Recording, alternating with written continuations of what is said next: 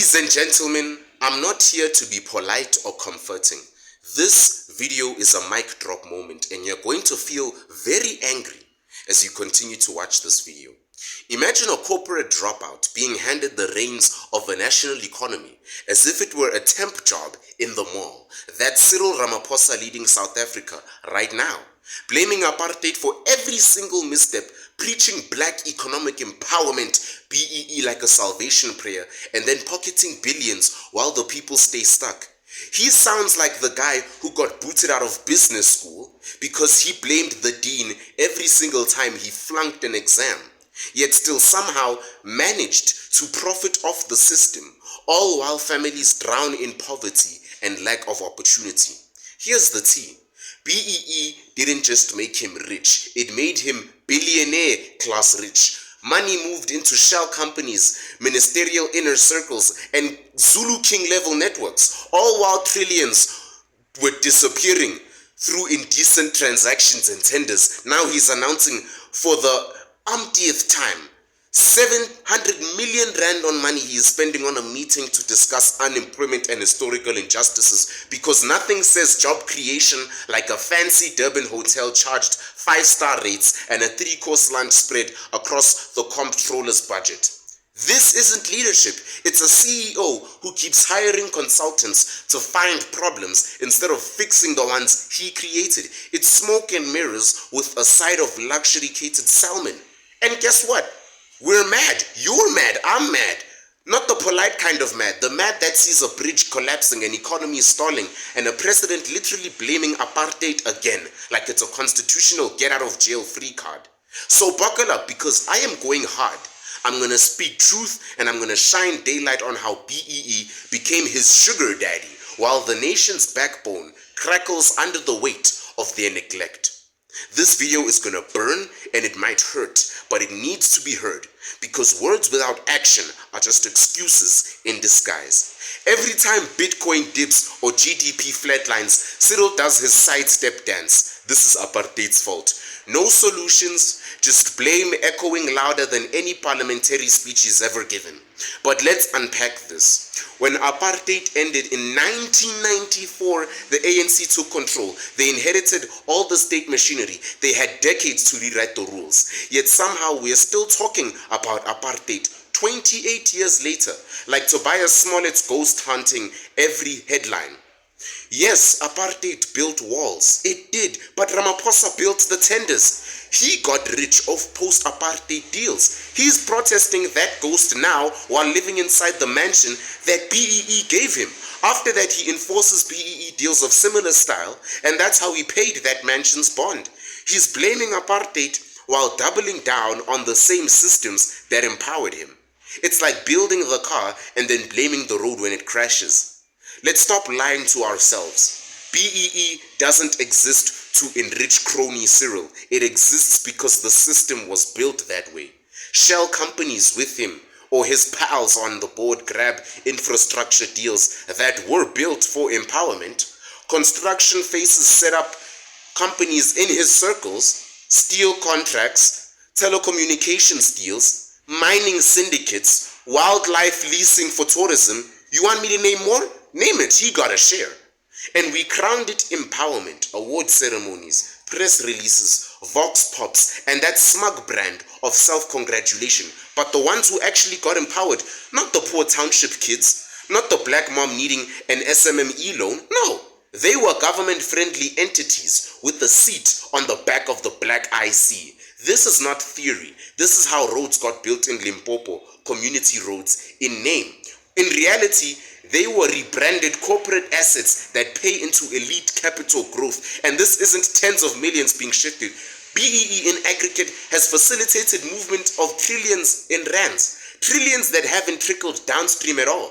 They are stockpiled in asset portfolios. And then the president says, we need to move tables to talk, while the stomach lining of the youth chews on scalp pieces. Cue the next press release. 700 million rand will be used to fund a meeting on how to solve unemployment and historical injustices. Is that empowerment? That is a heist. Think about the costs, flights, luxury lodging, Boards, consulting fees, 5-course dinners, and panels staffed by ministers who don't even show up on time. The average township would build 10 adult training centers with that, or even more. They could seed micro-lending for businesses. They could drill 6 boreholes. They could patch roads instead of patch statements. So why spend it on PowerPoint slides, docu-voiced in posh roads tones? Because optics outweigh outcomes. They don't want solutions. They want announcements. Announcements sell. They want to say, this time we got it right. And then the next year, they spend 720 million rand in the same way and call it forward momentum. That 700 million doesn't seek to create, it seeks to rebrand. It's a marketing budget draped in compassion and strategic intent, but it's hollow. Cyril says BEE is the way forward. It's a rally cry. He wants his generation to fall in line with the same promise he rode into power on. He's saying, trust me, I got mine. Now I'm sharing the wealth. But is it wealth sharing or wealth preservation? Ask yourself this. When expelled corporate friends on Forbes lists vote for BEE deals again, who actually gains? I'll answer that. Number 1, the investor sitting offshore with just enough BEE representation, when in fact he's not empowered at local level even. Number 2, the deal maker who crafted the contracts and enjoyed the commissions. Number 3, Cyril, looking down at the LED light show with unconscious pride while unemployment stays stubbornly high. Tell me if I'm telling lies. That is not empowerment, that is endurance betting. Betting we never wake up. Betting board parliament speeches can substitute for real change. And betting that will cost us a lot. Imagine a straight A student at a top MBA in Jozi. He takes courses, boardroom pitch, he gets called out for blaming external market shocks every time revenue dips. He never looked at internal inefficiencies. He never ran PLs. He never balanced capital with human resource alignment. He just blamed the market all the time. He never blamed himself. That's where Cyril failed. He might have walked in with merit, but he walked out with excuses till this day. He became the guy who sells Post-Blame Mendes, a course where you can turn your spreadsheet into a scapegoat generator. Instead of analyzing where the organization failed and adjusting, he has pivoted at styling stakeholders. He blamed apartheid for currency volatility. He blamed global shocks for declining productivity. And when he didn't get what he wanted, he blamed apartheid again. Then he said BEE is the solution. Because if you keep blaming the past, you never address the present, ever. And if you keep blaming foreign exchange, you never ask why Eskom couldn't handle a thunderstorm. Look, this isn't a post-BEE takedown. If BEE worked, we'd have meaningful empowerment already. We are 4 decades post-apartheid, and we have to spend 700 million to decide it still matters. That's not failure of the concept, it's failure of execution and leadership. We all need performance BEE. Tie empowerment to job creation, manufacturing growth, township training, civic partner participation, accountable dashboards, not report launches every Raju penny tricked publicly. Exit clauses, not articles of clause. If you take a BEE deal and don't deliver employment, infrastructure, outsourcing, rewrite the contract and return the capital. Youth representation on investment panels, real youth, not ANC interns who track how 700 million rand spent on a meeting impacted their neighborhood. If you want my brand of compensation, fine, but empowerment must earn its title. Otherwise, it's appropriation of goodwill, not a system upgrade. These aren't just cabinet decisions, they are national attitudes. We must look at who's getting these deals. We must open our eyes and audit who is losing them. We must report which BEE partners are building classrooms instead of mansions. We must demand that ministers who award contracts are being held publicly accountable with resignations, charges, and dismantling of corrupt boards where syndicates orchestrate the packages. Because here's what happens when you reward rich allies with taxpayer money every single quarter. CEOs return to the city, taking trips for deal facilitation. Ministers return home with elevation that outlasts their results. The middle class will vanish. Small businesses will die. Some youth prosper, others perish. Most just exit the economy. Just like that. This is why people still ask, why are we still behind? Because we're funding corporate empowerment over social empowerment. We are blaming the ghost of apartheid for failed work-ready systems. We are investing in rhetoric instead of training. This is going to tick some boxes in your chest. You are angry. Good.